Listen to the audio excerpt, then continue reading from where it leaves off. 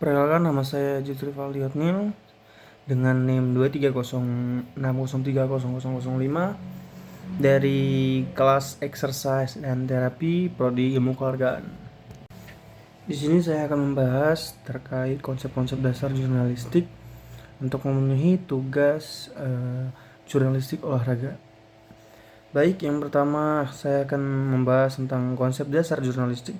Dari asal katanya, jurnalistik berkaitan erat dengan kegiatan mencatat, melaporkan, dan juga menyebarkan informasi kepada publik. Dalam beberapa bahasa terdapat banyak arti dari kata jurnalistik. Dalam bahasa Latin, jurnalistik sering disebut sebagai diurnalis atau surat kabar. Lalu dalam bahasa Perancis disebut sebagai diurnal, yang artinya sama, yaitu surat kabar. Dengan demikian, jurnalistik dapat didefinisikan sebagai pengumpulan bahan berita, pelaporan peristiwa, penulisan berita, penyuntingan naskah berita, dan penyajian atau pemberitahuan berita melalui media.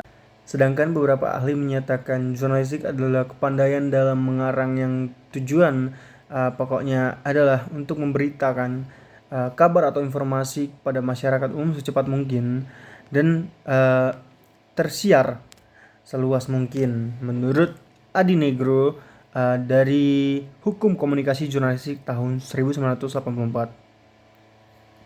Lalu ada ahli lain, yaitu Astrid Susanto dari Komunikasi Massa pada tahun 1986, menyatakan jurnalistik adalah kegiatan yang dilakukan seseorang dalam mencatat dan juga melaporkan serta menyebarkan informasi kepada masyarakat umum.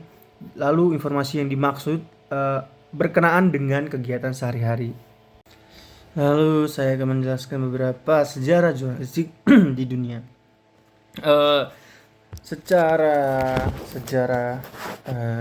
jurnalistik pertama yaitu sering disebut sebagai Akta Diurna, yang diyakini sebagai produk jurnalistik pertama sekaligus pers atau media atau surat kabar pertama di dunia. Akta Diurna ada pada zaman Romawi kuno, khususnya pada masa pemerintahan Julius Caesar pada tahun 100 sampai 44 sebelum Masehi. Julius Caesar juga disebut sebagai bapak pers dunia karena menerbitkan Acta Senatus yang disebut sebagai berita acara diskusi dan keputusan Senat Romawi. Selanjutnya, surat kabar selanjutnya dicetak pertama di Cina adalah Qingpao yang terbit pada tahun 911 Masehi.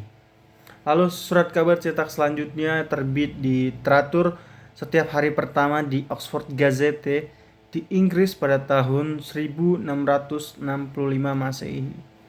Selanjutnya pada pertengahan 1800-an berkembang organisasi kantor berita seperti Associated Press AS dan Reuters dari Inggris dan Agence France Presse dari Prancis. Sejarah jurnalistik di Indonesia sendiri, yang pertama adalah surat kabar pertama di Indonesia adalah Biang Lala yang terbit pada tahun 1854 dan Bior Martini pada tahun 1855. Surat kabar Medan Prijari dan didirikan oleh Tirto Hadi Suryo pada tahun 1907 untuk memperjuangkan hak-hak rakyat pribumi. Jurnalistik pun mulai berkembang di Indonesia secara signifikan setelah diterbitkannya surat kabar Medan Prijaji. Nah, pada tahun 1999 UU nomor 40 tentang pers menjadi titik baik semakin maraknya jurnalistik di Indonesia. Baik, selanjutnya adalah ruang lingkup jurnalistik. Ada dua bentuk ruang lingkup jurnalistik, yaitu news dan views, yang dimana news adalah mengutip dari buku jurnalistik Kemahiran Berbahasa Produktif tahun 2020 karya Lisa Septi Dwi Borginting. News adalah penyajian pengumpulan informasi dan laporan mengenai suatu peristiwa terbaru atau aktual, dan pelaporan fakta yang aktual, menarik perhatian dan dinilai penting luar biasa. Lalu jenis media dalam jurnalistik ada 3 jenis, yaitu media cetak, media elektronik, dan media cyber. Cukup sekian dari saya. Wassalamualaikum warahmatullahi wabarakatuh.